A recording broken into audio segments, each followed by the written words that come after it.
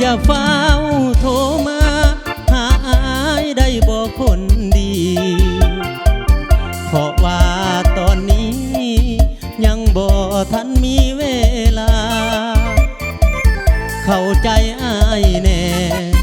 เห็นแก่คนมีพัญญาวางสิโทรหาตามนั้นนะน้องคนดีหับสายบ่ได้เกรงใจเมียนั่งอยู่ข้างบาดยามอายว่างสิแสดหานางทันทีผู้บ่าวมีเมียขอเคลียร์ก่อนเด้อคนดีหักน้องก็หักเต็มทีแต่เมียอายนี้ก็หักเหมือนกันอยากได้ทั้งสองมาเป็นท้องแผ่นเดียวหักกันกลมเกี่ยวบอกกดเลี้ยวหักสู้นิรันดร์ได้เมียสองคนยอมให้สังคมก้าวขานส่วนตัวอายนั้นเหมือนได้ขึ้นสวรรค์ทั้งเป็นอย่าเฝ้าโทรมาหาอายได้บ่ตอนนี้เข้าใจแน่ตี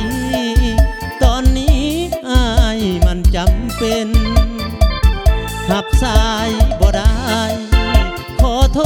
ษหลายๆเนื้อเย็นมือหน้าสิไปหาแต่เว้นมือนี้จำเป็นหับสายบ่ได้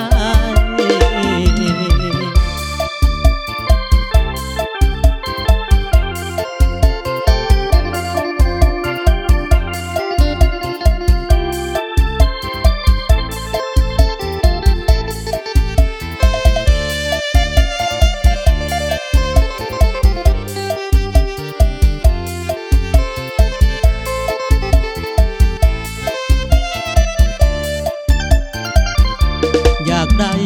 ทั้งสองมาเป็นท้องแผ่นเดียว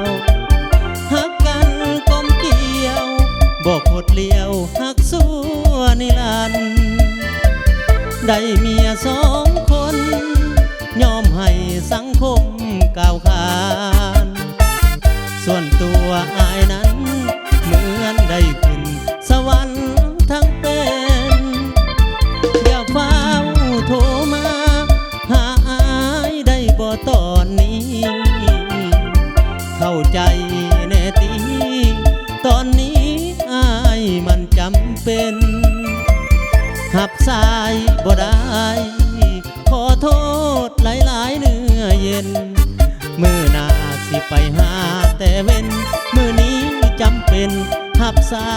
ยบ่ได้